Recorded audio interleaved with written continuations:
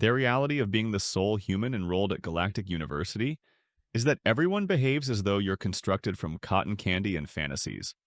Truly, during my initial day, the admissions representative attempted to provide me with a personal gravity reducer, operating under the assumption that Earth's standard 1G would pulverize my fragile bones.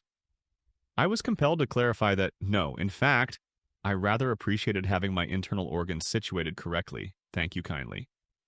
The name's Alex Rhodes, and I am what the galactic populace terms a Deathworlder, although one wouldn't guess it from their treatment of me. Certainly, Earth presents its difficulties. Gravity intense enough to flatten half my peers, atmospheric pressure capable of causing others to burst like balloons at a dart-throwing gathering, and sufficient bacteria to induce recurring nightmares in our medical personnel. Yet somehow, I am perceived as the delicate one. Consider Professor Nix Vell, my Xenobiology 401 lecturer. They are essentially a sentient lava lamp possessing 3 PhDs and a challenging disposition. Each time I enter their lecture hall, their gelatinous substance undulates with what I can only interpret as apprehensive worry, as if they anticipate my spontaneous combustion merely from the exertion of being alive. "Ah, Student Rhodes," they bubbled during today's session, their voice originating from somewhere within their see-through mass. "Do exercise caution with the new holo displays. They are adjusted for typical Class 3 planetary conditions." I suppressed the impulse to roll my eyes. "Professor, we have discussed this. I am not going to shatter from interacting with university equipment." A worried ripple moved through their form. Yes, but your species' distinct calcium-based support structure." "You mean bones?" "Is quite rudimentary and prone to trauma." From the other side of the room, Verax emitted a noise resembling sandpaper grating against metal, their equivalent of a self-satisfied chuckle. Imagine a walking silicon crystal endowed with an ego the size of a minor moon, and you have Verax. Perhaps Student Rhodes ought to watch from behind a protective screen? I have read that humans necessitate continuous environmental regulation to persist. "That's a spacesuit, you geometric rumor-monger," I muttered, sliding into my designated spot. "And I only require one when I am, in space." Zephyr, a crystalline entity who somehow contrived to be less substantial than Verax, despite literally being composed of living crystal, contributed with their bell-like tones. Is it factual that humans must cease functioning for 8 hours daily simply to avert system breakdown? It's referred to as sleep, and quite bold of you to pass judgment when you dedicate 3 days weekly to photosynthesis mode. The only individual who didn't routinely act as if I were on the verge of disintegrating was Mio, a fuzzy empath resembling someone having bestowed sentience upon a dryer's lint accumulation. They bounced enthusiastically in their hover seat beside me, their fur undulating with genuine intrigue rather than superiority. Alex! I viewed more of those Earth nature programs you suggested. The ones concerning your world's microfauna, those tardigrades are utterly captivating. Though I am slightly troubled regarding how near the camera team approached such perilous mega. I lacked the resolve to inform them that tardigrades were microscopic. Let them persist in believing Earth's most durable creature was the dimension of a public transit vehicle. It was rather endearing. Professor Nix Vell's form solidified at the classroom's front, their academic qualifications hovering in suspended animation within their transparent physique. Show off. Class, today we commence our section on evolutionary adaptation and natural predators. Each student shall present on their homeworld's most formidable hunter, analyzing the environmental factors that influence their evolution. A wave of anticipation passed through the class, quite literally for some. We have numerous semi-corporeal beings here at GU. "Student Rhodes," the professor went on, their tone saturated with what they likely perceived as kindness, but registered as patronizing. "Given Earth's comparatively sheltered circumstances, you might opt to present on one of your world's less menacing creatures. Perhaps one of those endothermic comfort companions your species maintains?" "You mean a cat?" "If you feel at ease discussing such an apex predator." I slumped in my seat, a smile playing on my lips. Oh, this promised to be entertaining. Because while my classmates were preoccupied assuming Earth was some variety of cosmic petting zoo, they had entirely ignored 1 minute detail. Our planet is predominantly ocean, and the inhabitants of those oceans would inflict collective trauma upon their entire species. Time to acquaint them with the notion of sharks. But first, I endured sitting through everyone else's presentations, signifying another few hours of being treated as if I might swoon at the simple mention of natural selection. Just a typical day at Galactic U, where being human equated to being the galaxy's most pampered apex predator. Have you ever observed a catastrophe unfold in slow motion? That essentially describes the subsequent week of class, except instead of a train, it involved my classmates' egos hurtling towards a head-on collision with reality. One after another, they stepped forward to showcase their homeworld's most dangerous predators, each presentation more theatrical than the preceding one. Virax presented initially, naturally. Their crystalline structures glittered under the classroom illumination as they projected a hologram of what resembled a sentient mountain possessing diamond teeth. "Behold the Silic Render," they declared, their voice grating with pride. "It can devour entire geological strata in mere seconds." "Fascinating," Professor Nixvell rippled appreciatively. "And how many sentient entities has it consumed?" "None," Virax conceded, their edges losing some luster. "They are strictly geological consumers, but they are highly intimidating to observe." Next was Zephyr, who chimed nervously through their report on some type of atmospheric predator that literally consumed lightning. A cool idea, utterly ineffective against anything not airborne during an electrical storm. They even incorporated a dramatic reenactment of one hunting, which predominantly resembled a very irate cloud engaged in a dispute with the sky. Mio's presentation actually showed potential. They bounced with excitement as they displayed their world's terror floof. Envision a hybrid of a wolverine and a tsunami, coated in the same type of fur as Mio. "It can consume prey 3 times its own dimension," they chirped proudly. "How large is it?" I inquired, genuinely interested. "About the size of your hand." I reflected on the bears back on Earth and restrained my laughter. Throughout this, Professor Nixvell kept casting concerned looks in my direction, their gelatinous form quivering with anxiety each time someone brought up hunting methods or digestive functions, as if I were poised to faint at the mere reference of one creature consuming another. "Perhaps," they proposed during an especially graphic account of acid-based prey digestion, "Student Rhodes would prefer to exit temporarily." "I am fine, Professor. We possess acid-producing organisms on Earth, too. We call them teenagers." This earned me a room filled with vacant stares and one appreciative chuckle from Mio, who had recently encountered Earth humor and was still attempting to comprehend it. The presentations continued. One student exhibited a plant capable of thought. Another featured some variety of quantum predator existing simultaneously in multiple dimensions, but conveniently unable to be properly recorded. Virax persistently interjected with helpful remarks about how these creatures would overwhelm my primitive nervous system. Finally, after 3 days of this, Professor Nixvell directed their focus towards me. Their academic credentials swirled anxiously within their transparent structure as they spoke. "Student Rhodes, while we would typically anticipate a presentation on your world's apex predator, considering Earth's protected designation within the galactic community, perhaps you could instead inform us about one of your world's less threatening species? I believe you mentioned something termed a cat earlier." The entire class rippled, chimed, or buzzed with what they likely believed was supportive encouragement. Even Mio's fur flattened with concern. "Yes, inform us about the cats. I have viewed images. They appear so soft and innocuous." I smiled, not my customary dealing with alien misconceptions smile, but the type of smile characteristic of our ancient forebears, the apex predators of Earth. The kind of smile that conveys, "I possess knowledge you lack, and you are not going to appreciate it." "Actually, Professor," I stated, retrieving my datapad, "I wish to inform the class about an Earth species known as Carcharodon carcharias, but you might recognize it more readily by its common designation."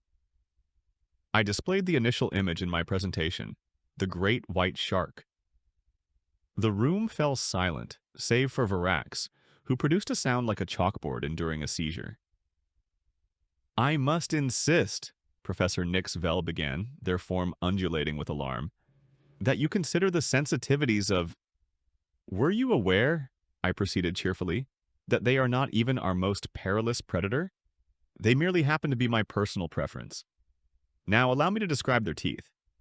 They possess multiple rows, and when one detaches, another simply rotates forward to take its place, akin to a conveyor belt of evolutionary flawlessness. Mio's fur stood on end. Zephyr's crystalline structure started chiming distressfully. And Verax? Verax was beginning to appear significantly less smug and considerably more as if they were contemplating a career shift to something less stressful, such as asteroid excavation. This promised enjoyment. The university library after hours is a unique experience. Envision a cathedral constructed by designers who had only had space elucidated through interpretive dance.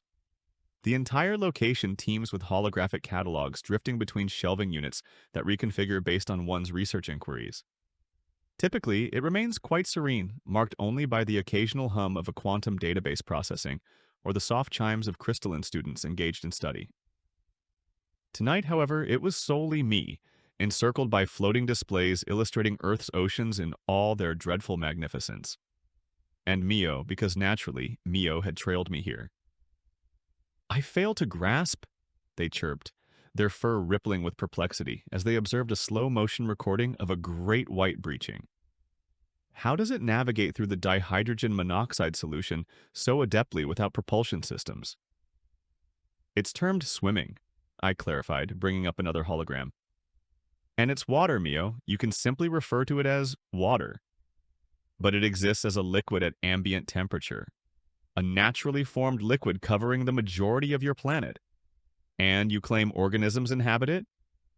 Approximately 80% of Earth species, yes. Mio's fur went entirely flat.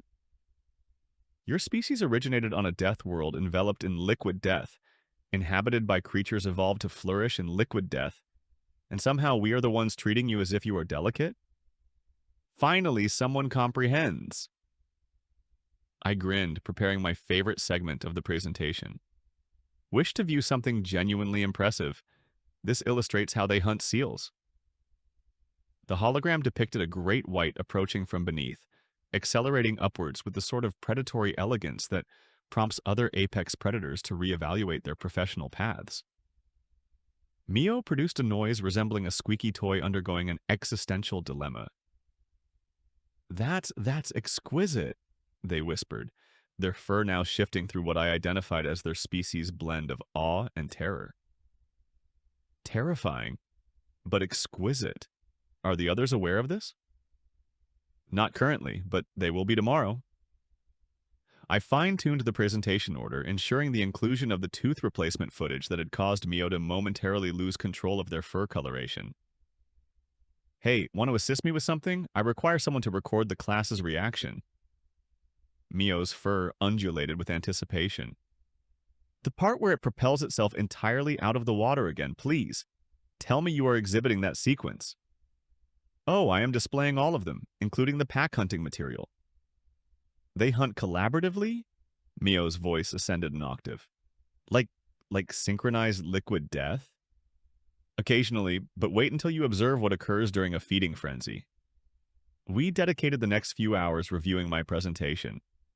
Mio posed roughly 8 million queries, each more horrified and captivated than the last. They were particularly fixated on the idea of sharks predating trees, which initiated a whole digression into Earth's evolutionary timeline that concluded with them gazing at their own fur as if interrogating every life decision leading to this point. Alex, they stated finally as I applied the concluding touches to my presentation, you realize this will utterly demolish their comprehension of the universe, correct? That's somewhat the intention. Verax might actually fragment. Literally, their species does that under intense duress. I am aware I have already submitted the cleanup requisition form. Mio's fur rippled with what I had learned to recognize as their form of amusement.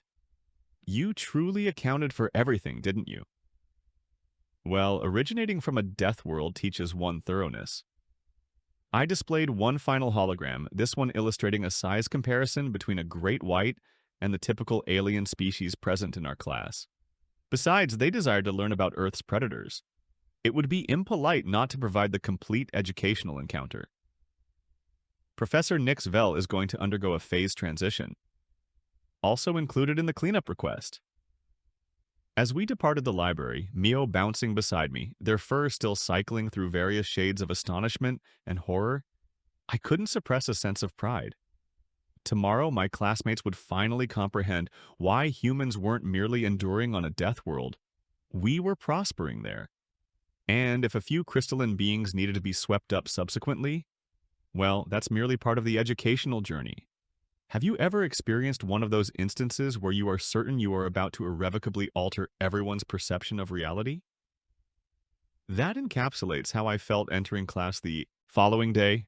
Mio had positioned themselves strategically at the back, recording apparatus poised, their fur practically humming with expectancy. Professor Nix Vell's form undulated tentatively as I neared the presentation platform. Student Rhodes, one final time, I must advise that perhaps a less intense topic. Professor, I interrupted courteously, you requested presentations on our world's predators. I am merely adhering to the assignment guidelines. I paused for dramatic effect. Unless you imply that humans are too delicate to confront our own planetary biology? Their academic credentials swirled in agitation. Checkmate. Very well, they bubbled reluctantly. Kindly proceed. I brought up my initial hologram, a straightforward size comparison graphic. Let us commence with some fundamental information. The great white shark can attain lengths up to 6 meters, roughly equivalent to the size of Professor Nix Vell's classroom lectern.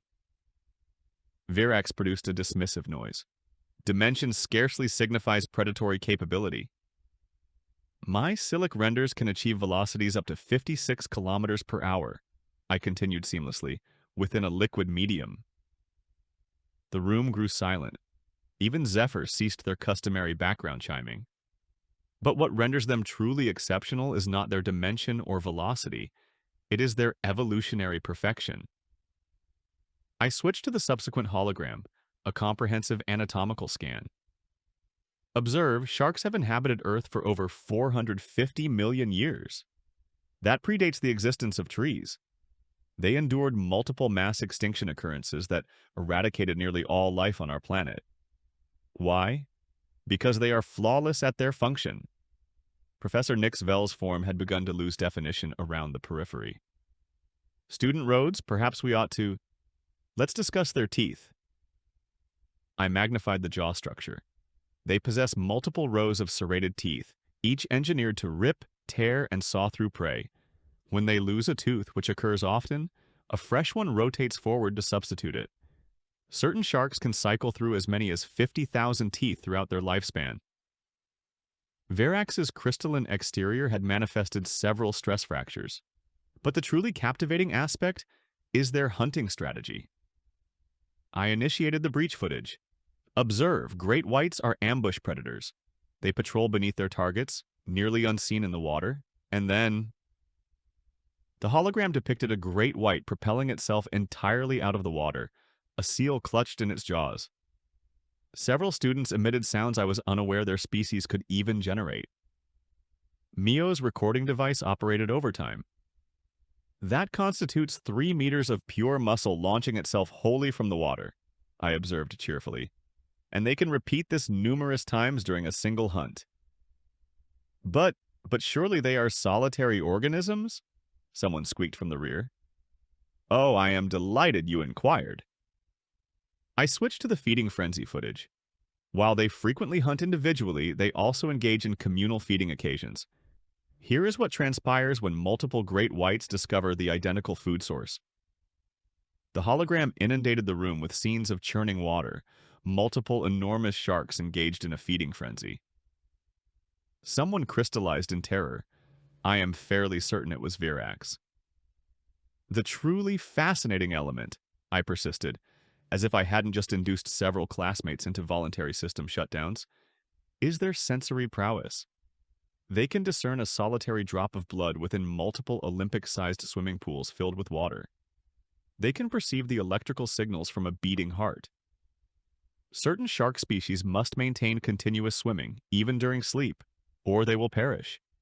They have evolved into such impeccable predators that they literally cannot cease. Professor Nix Vell had entirely lost their humanoid configuration and was now merely a vaguely academic puddle upon the floor. "Student Rhodes," they managed to burble, "I suspect we have witnessed sufficiently." "Oh, but I haven't reached the finest part yet." I displayed the concluding hologram, a comprehensive Earth-ocean ecosystem chart. "Observe, great whites are not even our most perilous marine predator. They simply happen to be my favorite. Would you care to learn about orcas? They possess sufficient intelligence to devise hunting tactics spontaneously and impart them to others. Or perhaps the colossal squid. We remain uncertain of their maximum size because they reside so profoundly within our oceans that we seldom encounter adult specimens." Mio's fur was cycling through colors I had never previously observed, their recording device capturing every instant of the class's collective unraveling. "And recall," I added, unable to forego the finale, "our oceans encompass over 70% of Earth's surface. Everything I have presented, that merely represents what we are aware of. We have explored only approximately 5% of Earth's oceans. Imagine what additional entities reside down there."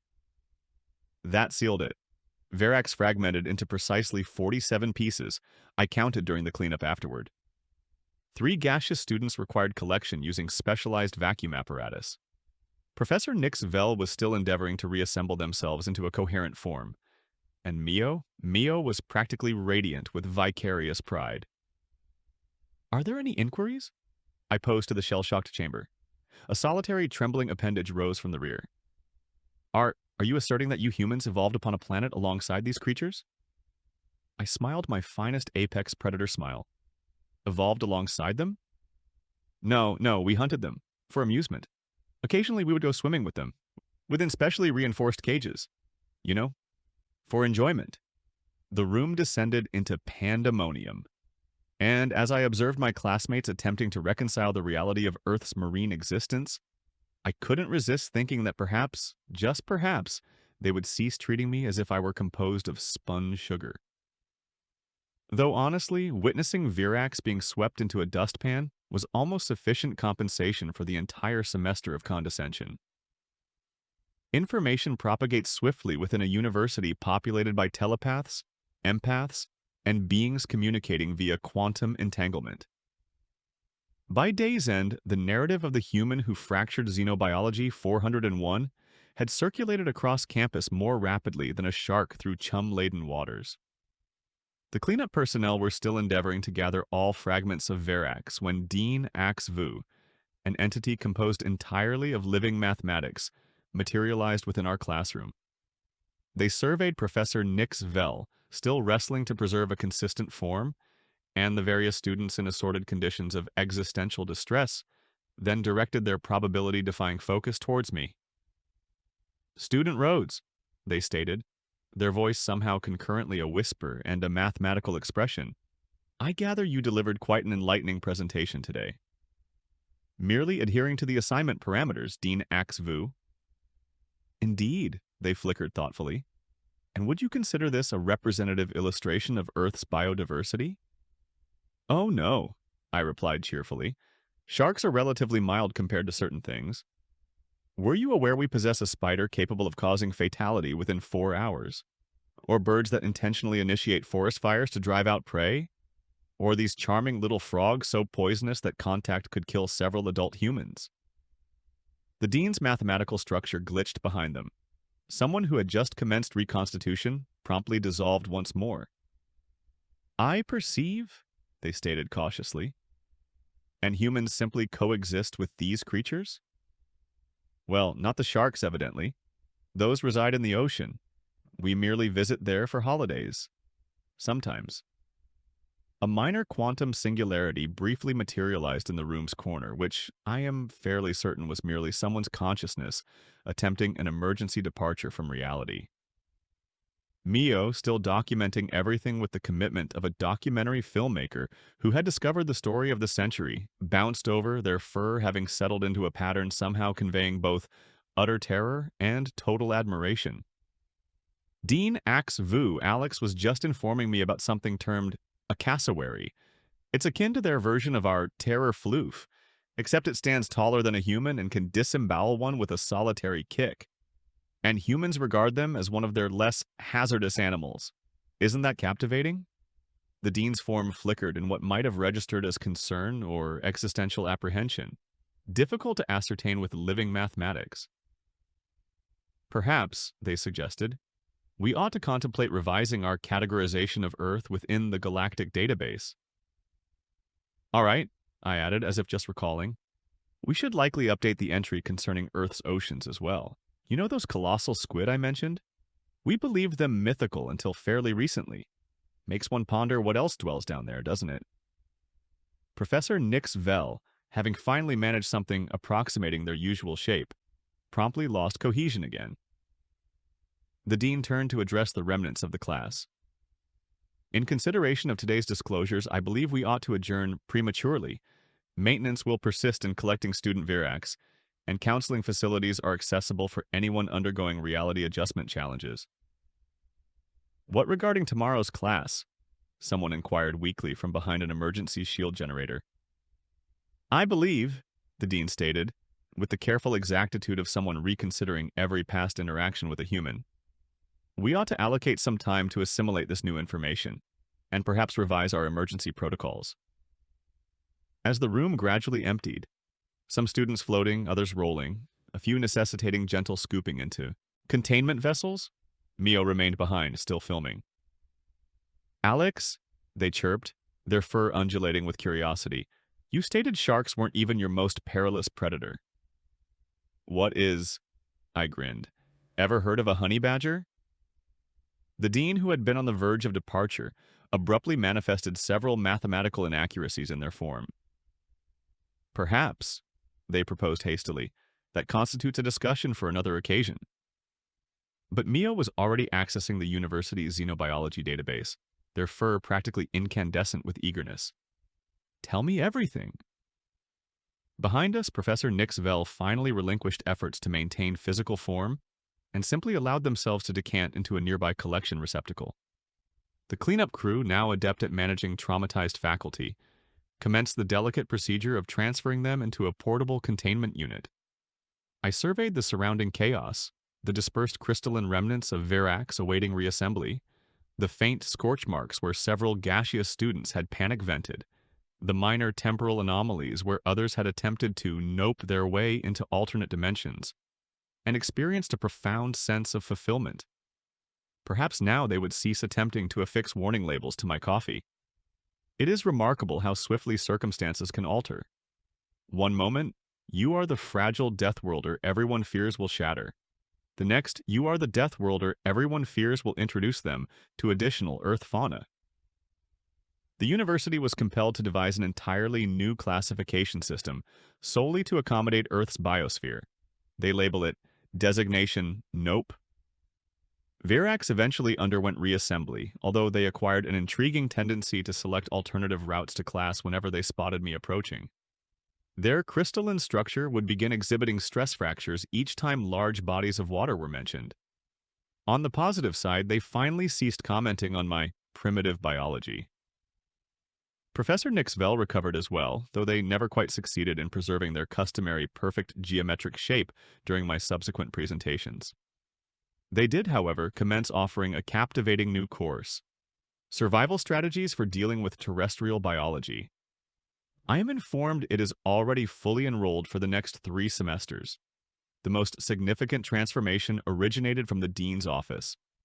They amended Earth's classification within the galactic database from protected habitat, handle with care, to extreme caution. Everything there is attempting your demise. They also appended a special annotation. Native inhabitants may appear deceptively fragile. This is inaccurate. They swim with their predators for amusement. Mayo achieved a degree of celebrity after their recording gained widespread popularity across the quantum network. They initiated an entire series titled Earth, A Survivor's Guide to Death World Biology. Their episode concerning honey badgers instigated 3 separate diplomatic disputes and required an 18+ rating on the sentient scale. As for myself, well, I received a promotion to teaching assistant for the newly established Earth Studies department. It transpires there is considerable interest in learning about a planet where the dominant species invented parkour simply because conventional running lacked sufficient excitement. The university had to institute new safety regulations for my lectures. Apparently, displaying footage of humans free climbing cliffs or swimming alongside great whites is deemed potentially traumatic content for most species. I was required to sign a waiver pledging to forewarn students before exhibiting any videos depicting extreme sports. But why? One student inquired during a lecture on human recreational pursuits. Why would you intentionally place yourselves in peril for enjoyment? I contemplated attempting to explain adrenaline junkies, extreme sports, and humanity's ceaseless endeavors to push limits. Instead, I merely smiled and displayed a video of wingsuit flying. 3 students required excusal from class. The remainder watched in horrified fascination. The truly intriguing aspect, I informed the shell-shocked class, is that humans did not develop most of these activities for survival. We engage in them purely for entertainment. In fact, we must continually render them more extreme because we become easily bored. That's when someone at the back raised an appendage. Student Rhodes, are you asserting that humans actively pursue dangerous circumstances for amusement? Oh yes, we even devised something termed social media solely to disseminate videos of ourselves performing increasingly perilous actions. The room erupted in a cacophony of terrified noises. Someone initiated a petition to reclassify humans as existential terror, approach with respect. It is currently gaining support within the Galactic Senate, but the finest part? Nobody attempts to assist me with carrying my books anymore. Though I do occasionally observe some of the more courageous students watching me with a blend of terror and awe, particularly after I mention the occasion I went skydiving. Mio still follows me around with their recording device, working on their latest documentary, Humans, the Species That Looked Evolution in the Eye and Said, Hold My Beer. It has already been preemptively categorized as psychological horror in 3 star systems. And periodically, when I feel particularly reminiscent about that initial shark presentation, I enjoy casually mentioning that Australia exists, just to observe the quantum physics students attempt to calculate their way into a parallel universe where they never learned about Earth. You know the saying, knowledge is power, terror cultivates respect. And somewhere out there, a honey badger remains utterly indifferent to all of it.